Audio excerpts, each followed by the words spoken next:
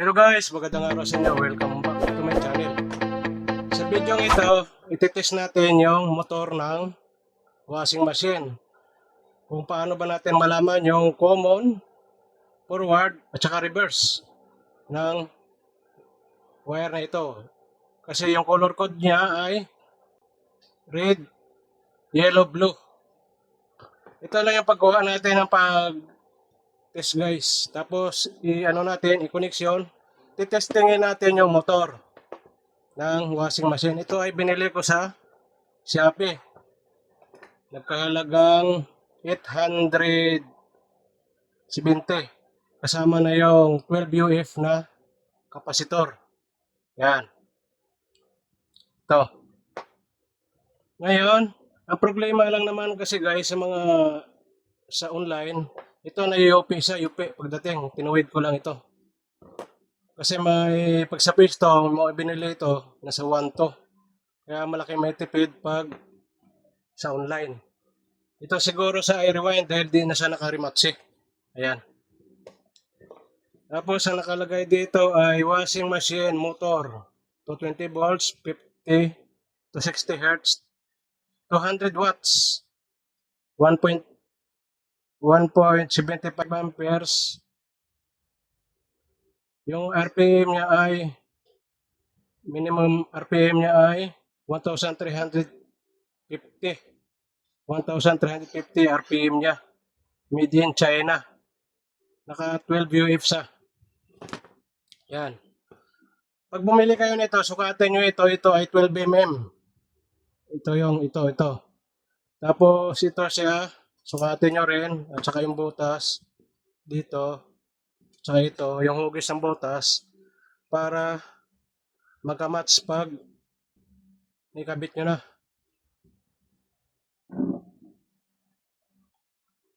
Bali ito pala guys yung luma. Tingnan mo naman puro kalawang. At saka yung nakuha natin parehas. Ito lang yung may problema. Mahaba siya pero walang problema yung pag mahaba. Ito. Huwag lang sa umiksi. Kagaya nito. May kabaan siya na konti pero okay naman. Wala problema. Tapos ito yung ano niya, winding niya, yung kapal. Parehas dapat. Tapos ito yung butas. Parehas, tsaka ito. Ngayon, tetestingin natin to guys. Paano ba mag-testing nito? Paano ba natin makuha ang common, tsaka forward, reverse nito? Kung walang diagram dito nakalagay may diagram na dito, kaya may susundan ka na agad. Pero halimbawa pag walang diagram, ito lang yung gagawin nyo guys.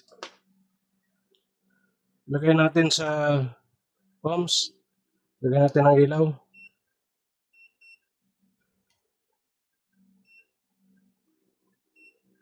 Kaya may ilaw na para maliwanag. Ngayon, ang pagkuha nito, ang pag-test nito, pag ito yung tinitesting natin, halimbawa, red at saka yellow, ito yung kinukuha natin yung blue. Ito yung kinukuha natin ng resistance. Kaya nagsulat tayo rito, red, yellow, blue, RYB. Ito yung nakalagay ay 74.7 ohms or 74.76 ohms. Kaya pag ito yung kinukuha nyo, yung red at saka yellow, ito yung kinukuha nyo ng resistance. Yan. Kaya yung ilalagay natin dito sa blue ay 74.7 ohms. Kasi tinis natin itong red at saka yellow, ang lumabas ay 74.7 ohms. Ito yung kinukuha natin, yung blue. Kaya ilagay natin dito ay 74.7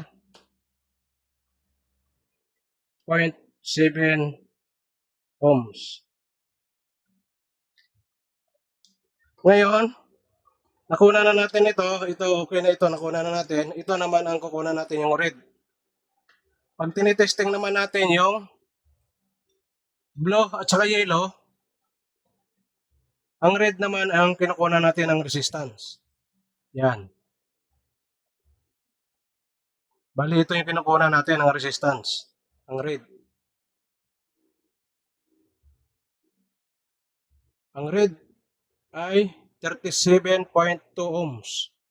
Tinesting natin yung blue at saka yellow. Ang kinukuha natin na color code ay red. Ito yung result ng kung ilang ohms yung lumabas dito sa red ay 37 ohms. Kaya sa red, 37 ohms. Yan. Ito naman yung yellow ang kukuha natin. Ang titestingin naman natin ay red at saka blue. Ang lalabas niyan ay, result niyan ay sa yellow. Yung resistance ng yellow ang kinukuha natin. Dapat masundan nyo to guys. Yan. 37.8 ohms. Pag ito yung kinukuha natin, red at saka blue, ay ang yellow ang kinukuha natin ng resistance. 37.8 ohms. 37.8 ohms. Pag nakuha nyo na guys, ito yung result. Yan. Pag nakuha nyo na ganitong result, magkapantay ito. Ito ay ang forward mo.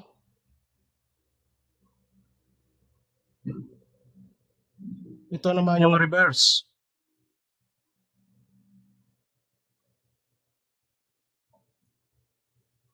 Ngayon guys, pag nakuha nyo na ito, yung result, kagaya sa sinabi ko, tinis natin ito, yung red at saka yellow, ang kinukuha natin ng resistance ay blue. Ito yung lumabas sa blue, 74 ohms. Ngayon, kinuha naman natin ito, yung red at saka blue, ang kinukuha natin ay yellow. Ang kinalabas ng yellow ay 37.8 ohms. Ngayon, yung red naman, kinuha naman natin itong ang yellow at saka blue, ang kinukuha natin ang red, ang lumabas ay 37 ohms. Ngayon, yan ang pinaka forward at reverse mo. Kahit magpalit-palit yan, walang problema. Tapos, ito yung pinakamataas ay 74.7 ohms. Yan ang pinaka-common mo na naka-diretso dito sa line 2 mo. Yan. Ngayon, ito, wala problema kahit magkabaliktad sa pagkoneksyon. Pag in-add mo ito, yung 37 ohms plus 37.8 ohms, ito ay dapat ang lalabas ay 74.7 ohms or may tumaas pa ng konti dyan. Yan ang tamang pag-test. Ngayon, ito na yung pinaka-diagram niya, washing machine wiring diagram. Ito yung ginawa natin. Mula dito sa plug, line 1, umakyat dito sa timer, line 1, may fuse tayo na 13 amperes. Mula dito sa line 2 mo, pumunta dito sa blue na pinaka-common mo. Yung tinisting natin kanina, ito, magiging common. Yan. Kaya, ang mangyayari, yung red at saka yellow mo, yun ang nasa kapasitor mo na pumunta naman doon sa timer. At saka, ang isa naman na red, pumunta naman dito sa timer din. Yan ang forward at saka reverse mo. Red at yellow, kahit magpalit-palit lang yan. Ngayon, iti-test natin to guys yung ang motor natin. Kasi nakuna na natin ng resistance ang motor. Ngayon, ilagay natin tong kapasitor. Yan. Idirekta lang natin. Direkta natin. Splice natin dito yung red at saka red din. Yung yellow, ito yung pinaka forward din o reverse kahit magkabaliktad ito sila. Kahit ito yung itim, lagay mo sa red. Itong red, lagay mo sa yellow, walang problema. Ngayon, ito ang pinaka-common. Ito sa ano natin, sa diagram. Ito yung common, ito yung nakarekta din dito sa saksakan. Kaya ito, irekta lang natin, takpan natin to ang isa ng masking tape. para hindi siya naka-open.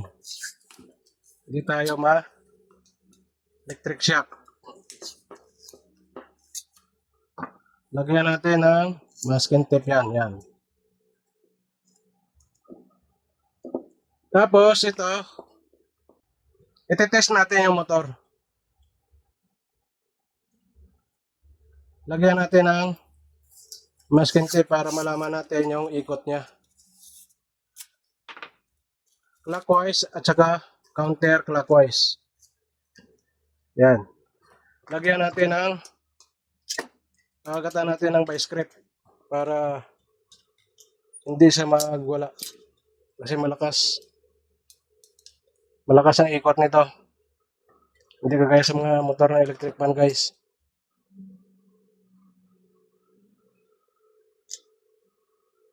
Yan. Ngayon, ito, isaksak natin ito. Yung blow. Kasi yung blow natin, nakita natin dito ay isa common. Ito yung nasa diretso sa saksakan, sa plug natin. Saksak natin to. Yan. Saksak din natin tong isa. Yung red. Ito. Hawakan natin dito para hindi magpumiglas. Ayan. Ayan, umikot na siya. Naka-clockwise ha.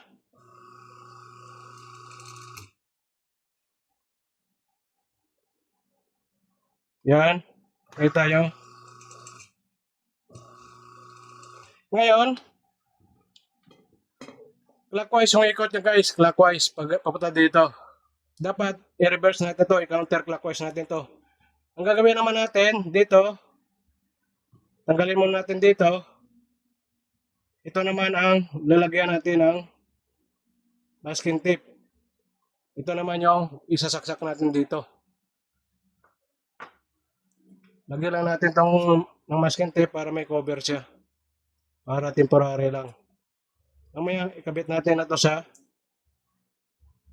ginagawa natin na washing. Pinalitan natin ng motor. Kailangan kanina ganito yung ikot. Ngayon dapat magre-reverse to siya. Ganyan. Pag ito naman yung sinaksak natin. Ilagay natin to. Ito yung sa pinaka-common. Lagay natin yan. Kailangan naka-safety tayo dito. Tapos, saksak natin dito. Kailangan mag-reverse ito, guys. Gaganyan to siya. Hawakan natin ulit ang vice grip. Ayan, umikot siya. Reverse na. Tanggalin natin.